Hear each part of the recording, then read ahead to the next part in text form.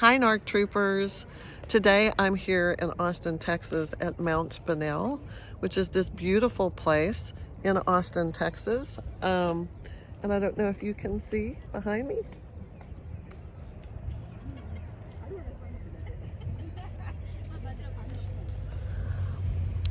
I want to talk today about the time frame that it takes to recover from narcissistic abuse and the abuse from people with cluster B disorder.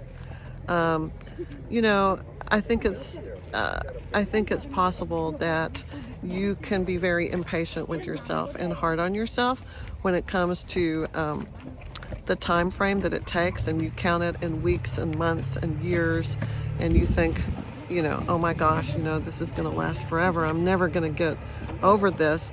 But I want to invite you to think about that in a different way so that you're not quite so hard on yourself and you're not measuring your journey or success in time, in increments of time.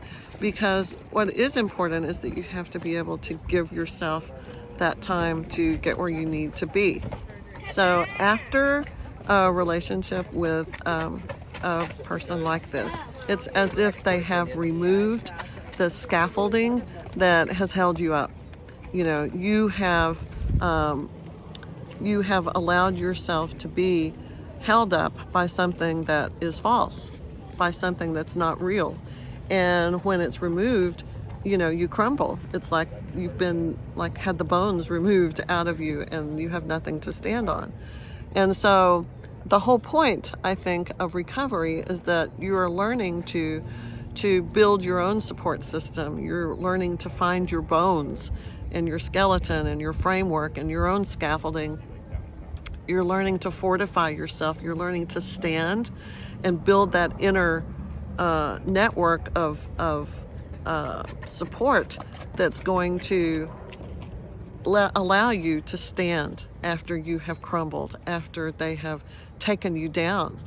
I think so many times when we get involved with people with cluster B disorders, it's because we have issues ourselves as traumatic childhoods or inner wounding and work that we need to do on our inner selves and healing ourselves. And instead of doing that work, we turn to these people to validate us externally and to complete us externally and to provide this fantasy world. It's like a shared fantasy that we have with them in this relationship, so that when it ends, when the discard comes, or when you manage to have to escape for your life or whatever, that it forces you to take a look at your inner workings and what holds you up.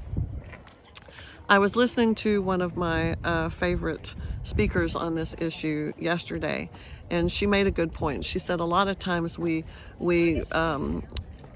complain that, oh my gosh, this person has ruined our lives. They've destroyed us and all of our relationships, and they've taken everything from us that a person could take, and they've left us with nothing. They've annihilated us, and then they've moved on to somewhere else, and they've created like a whole new existence in the new place.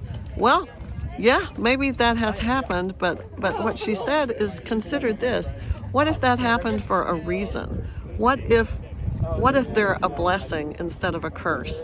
What if the reason that they came into your life was to wake you up to the fact that you have inner work that needs to be done? Maybe their whole purpose for coming into your life is to tell you that there's things that are wrong that need to be repaired, and that things are not okay as they are and not as they should be, and that then you're forced to do it. I was really resistant to this idea in the beginning, and I thought when people would tell me, hey, this is an opportunity to grow closer to yourself and discover yourself and heal yourself and grow closer to Christ and all of these kind of things, I didn't want to hear that. I was resentful to that whole idea, and I thought, no, I didn't ask for this. I don't want this. I had this beautiful fantasy life that was going on, and I loved him, and we were happy, and I wanted to hold on to that. I felt at peace and secure and blah, blah, blah. I had all this validation as a human, and he completed me, and And that shouldn't be that way. You have to be whole yourself before you can really be in a healthy relationship, right? And maybe the fact that I was forced to turn inward, and that's what, if you listen to a lot of these people tell you about this, there's definitely a common theme here, that you have to turn inward and do that work to be free of this, to be free of the PTSD and the looping and the recursive thoughts and the flashbacks and the triggers and the insomnia and the panic attacks and I could go on and on. All the things that you're experiencing after the discard, after the escape, all of those things will stay with you until you have finished doing the work on yourself, on your things that have always needed work, that you have found it much easier just to attach to someone else to solve that problem. So even as resistant as I have been to that message, it's been 20 months, almost 21 months for me. And as the 2-year mark approaches in June of 2021, two years since the discard, it's easy to just think, wow, that's 2 years of my life just gone into this deep, dark hole of misery and suffering and horribleness, unlike anything that I ever imagined. But it's not productive to think about it in those terms. I think it would be more productive to say that I've spent 2 years trying to put Humpty Dumpty back together again. I've been spending 2 years trying to know myself and to identify the parts that need healing, the parts that need to be addressed and fixed in me, because we can't fix them. You can't heal them. You can't love them back to wellness, but you can do that for yourself. And the work is not wasted time, because you're doing hard work that's important work, that's necessary work. Probably the most critically awesome work of your life is what you're doing in this recovery, because you're reclaiming yourself, a self that maybe you lost way back when you were a little tiny person, when you were very, very young. You're going back and you're taking her or him by the hand and saying, come on, it's time to come out of the dark, come out of that corner. It's time to rise up, stand up, find your own strength, find your own power, and have your life, have ownership of it, so that you don't have to depend on that external person, on that external source. So I'm out here today, and when I first got here, I saw everyone was in a couple. They were in pairs, a lot of people, husband and wife, boyfriend and girlfriend, and my mind immediately flashed, wow, I know he's in San Francisco, he's got lots of girlfriends, he's got one significant one and a couple of auxiliary ones, and he's leading the life. He could be standing in some gorgeous place under Golden Gate Bridge today on this Saturday morning and holding hands and doing what these other people are doing. And for a minute, I started feeling so hurt, so betrayed, so abandoned, because I was hurt and betrayed and abandoned. But then I had to shift and pivot that focus into this is a beautiful day, a beautiful Saturday, and I own it. And I'm alive, and I have gratitude that I am alive, and I am coming into a relationship with me. I'm here with myself, and what better companion to be with than me? I don't need that external source of attachment and validation, because I'm here with the most valuable person that I have right now, which is myself. And I think that that's a really hard shift. It's easier to go to that other place and look around you and think, wow, I wish I had somebody to hold my hand, and to start thinking about the life that you had before with your disordered partner, when things seemed like they were okay, but they weren't. They weren't. Maybe they even believed that things were okay when they were with you, because they had this beautiful gift of delusion and magical thinking. Whether they really believed it at that moment, or whether it was all a ruse and a lie and a manipulation and exploitation, it doesn't really matter, does it? The point is they're hollow and empty at the core, and the point is you're not. You don't have that problem. And so you can effectively remedy your issues. You can heal yourself. You can come into full being and claim a life that is rich and whole and happy, whereas they're never going to be able to do that. They have to live in a fantasy alternate reality. They have to they have to have a delusion with themselves about fantasies that aren't real, and then they have to make themselves believe it, which they do very well. But you almost have to feel sorry for them. I know it's hard to, with all of the anger and the disappointment, and after what they did to you, where they just burned you to the freaking ground. It's really hard to have any kind of sympathy, empathy, compassion, or anything for a person like that. But they're empty, and it's a trauma response, and it's a delusional disorder to have a cluster B disorder.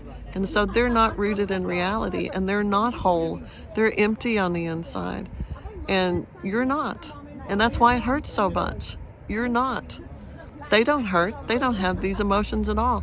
They have completely murdered those parts of themselves where they feel true intimacy or vulnerability or love. They think they feel it. They're going through the actions and the motions. They're faking it. They're putting on a good show, but at the core of it, there's nothing in there. Just emptiness, just a dark hole. It's a sucking wound. You know about the sucking wounds. Sucking wounds suck, right?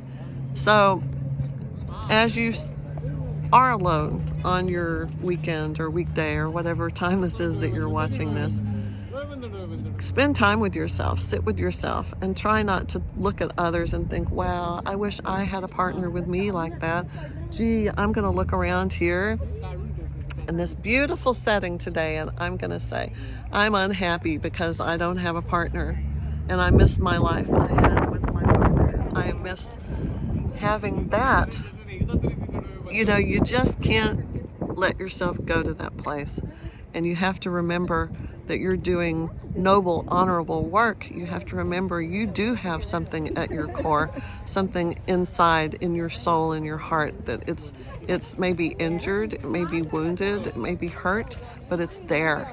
And it's just waiting for you to claim it and grow it and heal it and nurture it and come into your own being. So that's what I'm going to ask you to do today and to think about, and to kind of shift your thinking to gratitude at the opportunity to partner with yourself, because that's the most important work you're going to ever do. And at some point you need to get to this place. It's taken me 20 plus months to get to this place. And I'll tell you, I didn't think I was going to make it many times. And even now, it's not like I arrived at this destination and everything's okay. It's not. There are days when I can barely move, and the anxiety and other negative feelings come over me. Symptoms of PTSD just hijack my brain and my life in ways that are absolutely kick my butt. But I'm alive right now, sitting on a rock at Mount Bonnell, a place that my disordered person and I would often come. And we've been here many times, bringing family and coming just the two of us. And it would be easy to linger in that past and miss it and say, wow, I remember that great time and how wonderful it was to have him hold my hand.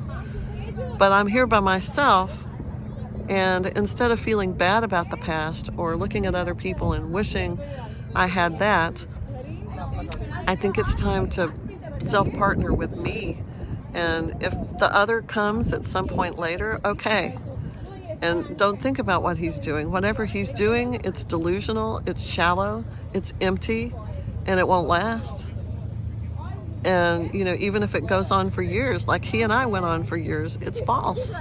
It's false. It's like he's wearing a mask and a costume, and going through all these like things that aren't real. You know, you and I, the ones, all of us that are in recovery from being in relationships with these people, we're real. We're real. We have real pain, real fear, real emotions, real love. So let's love ourselves and enjoy ourselves today and be our own best friend and be happy that we're out here today. Even though we're alone, it's the best thing maybe for us right now to be doing that and spending time with ourselves. And we're gonna be able to heal and at some point be happy and free of this, where they're never gonna be. So let's be grateful for that, and that we have the ability to do this thing that we're doing, to take this journey, even if it hurts like hell sometimes. Even if we feel like giving up, we can't. So that's my message for today. Self-partner, be grateful, have gratitude, and don't give up, because at some point on the other side of this, they're gone in so many ways. They were always gone. But you, even though you may have abandoned yourself and you may have divorced yourself at some point, it's time to come back and rescue what parts of you are in there waiting to be rescued. Don't wait for some knight in shining armor to do it. You got to do it for yourself. Yeah, do it for yourself. So I'm going to give you a final view of this wonderful place and tell you that everything can be okay if you just keep the faith and keep going. Keep going, troopers. Okay, see you next time. Much love.